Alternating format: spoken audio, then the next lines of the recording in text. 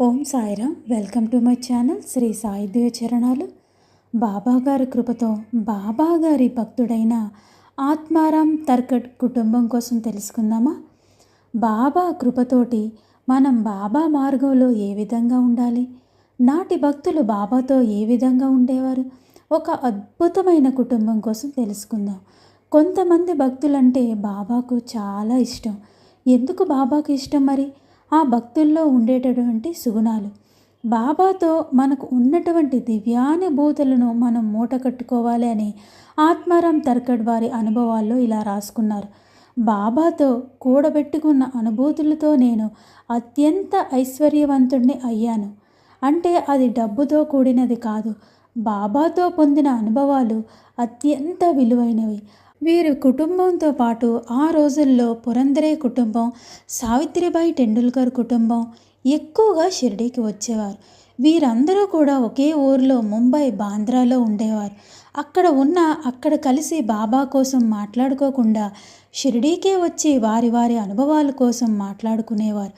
ఎక్కువ షిరిడీకి వచ్చేవారు. ఒకసారి ఆత్మారాం తర్కడ్ శీతాకాలంలో షిరిడీకి వస్తారు. పగలు తక్కువ, రాత్రి సమయం ఎక్కువగా ఉంటుంది కదా. ఒక నిండు పౌర్ణమి వేళ రాత్రి 8:30-9 గంటల సమయంలో ఆత్మారాం తర్కడ్ భుజం మీద చేయి వేసి బాబా లెండి వైపుకు తీసుకెళ్తూ ఉంటారు.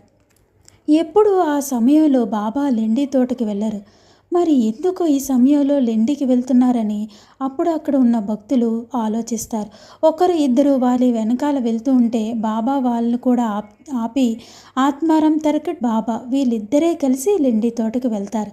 ఆకాశంలో చంద్రుడు నిర్మలంగా ఎంతో ప్రకాశవంతంగా ఉంటాడు. చల్లగా ఉంటుంది. ఆత్మారాం తర్కడ్కి ఏమీ అర్థం కాదు. బాబా నాతో ఏదో చెప్పడానికే ఇలా తీసుకొచ్చారని అనుకుంటారు. ఇద్దరు ఒక మెత్తటి ఇసుకలో కూర్చుంటారు. బాబా తన చేతులతో మట్టిని తీసి ఆత్మారాముణ్ణి అడుగుతారు. నీకు ఏమైనా కనిపిస్తుందా అని అడుగుతారు. లేదు బాబా అని తర్కడ్ చెప్తారు. మళ్ళీ ఇసుకను తన చేతులతో తవ్వి ఇప్పుడు ఏమైనా కనిపిస్తుందా అంటే ఏమీ లేదు బాబా అని చెప్తారు తర్కడ్. మళ్ళీ మూడోసారి ఇసుకను మళ్ళీ తవ్వి బాబా ఇప్పుడు ఏవైనా కనిపిస్తుందా అని అడుగుతారు.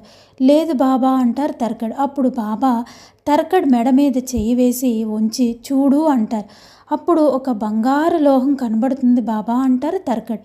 ఇదిగో ఈ నిధి అంతా నీకే, నీ కుటుంబం అంతా నా పట్ల ఉన్న భక్తికి నేను నీకు ఈ నిధిని ఇవ్వాలనుకుంటున్నాను, తీసుకో అంటారు బాబా. తర్కడ్ ఇలా అంటారు, బాబా ఇది బంగారం కాదు, మాయ.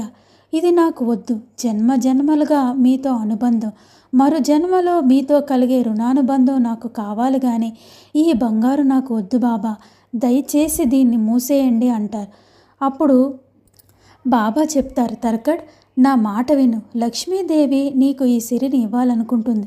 నువ్వు నిరాకరిస్తే మళ్ళీ ఈ జన్మలో నీ దగ్గరికి రాదు, నిన్ను కటాక్షించదు అంటే తర్కడ్ చెప్తారు, నీ కృపా కటాక్షం ఉంటే చాలు బాబా, నాకు ఇంకేమీ వద్దు అంటారు. మళ్ళీ ఇద్దరు కలిసి మసీదుకి వచ్చేస్తారు.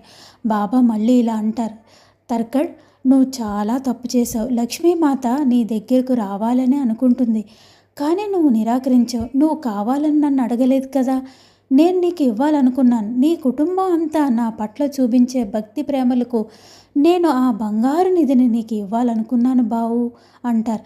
తర్కడ్ అంటారు, బాబా అపూర్వమైన నీ సన్నిధి లాంటి నిధి ఉండగా నాకు ఆ బంగారు నిధి వద్దు బాబా. నాకు తెలుసు అన్న దానికంటే మీ దగ్గర నుంచి నేను ఏం తెలుసుకున్నాను అన్నదే బాబా నాకు కావాలి. ఆ మాయ నాకు వద్దు బాబా. మీరు నాకు ఇచ్చేటటువంటి మధురమైన అనుభవాలు నాకు వజ్ర వైడూర్యాలతో సమానమైనవి. ఈ బంగారం చాలా చిన్నది బాబా, దాని దగ్గర పనికిరానిది, నాకు వద్దు బాబా అంటారు. ఆహా, ఎంత చక్కగా చెప్పారు. ఎవరు ఈ మాట అనగలం చెప్పండి. ఆ రోజుల్లో ఎంతోమంది భక్తులున్నారు.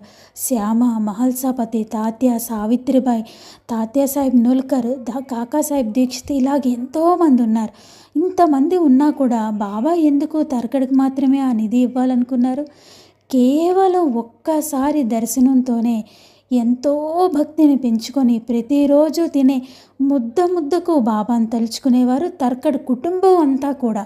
వీరు ప్రార్థనా సమాజానికి చెందినవారు అయినా వారి సాంప్రదాయాన్ని పక్కన పెట్టి బాబా గారి ఫోటో వారి ఇంట్లో పెట్టుకొని ప్రతిరోజు పూజ చేసుకునేవారు. ఒకసారి బాబా ఫోటో ఇస్తారు వీరికి. ఇచ్చిన తర్వాత తర్కడ్ కుటుంబం అంతా కూడా తర్కడ్ కుమారుడు జ్యోతేంద్ర తర్కడ్, తర్కడ్ భార్య సీతాదేవి తర్కడ్ వీరందరూ కూడా చక్కగా బాబా ఫోటోకి చందనం వద్ది ప్రతిరోజు పంచహారతి ఇచ్చేవారు. మరొకసారి బాబా ఒక పైసా ఇస్తారు. ఆ పైసాను కూడా హారతిలో పెట్టి ప్రతిరోజు హారతి చేసుకునేవారు జ్యోతిరేంద్ర తర్కడ్ ఇద్దరు కూడాను. అంతేకాదు ఏ పని చేసినా బాబాను తలుచుకునే ఆ పనిని ప్రారంభించేవారు. తండ్రి కొడుకులు ఇద్దరు కూడా ఒక కాటన్ మిల్లులో పనిచేసేవారు. ఆ రోజుల్లోనే ఆత్మారాం తర్కడ్కి 5,000 రూపాయలు, కొడుకు జ్యోతేంద్ర తర్కడ్కి 2,000 రూపాయలు జీతం వచ్చేది. ఎప్పుడు దేనికి లోటు ఉండేది కాదు. లగ్జరీగా పెద్ద బంగళాలు, కారుల్లో తిరిగేవారు. మళ్ళీ ఒకసారి ఆత్మారాం తర్కడ్కి మరో అనుభవం అవుతుంది. అది మరొక వీడియోలో తెలుసుకుందాం.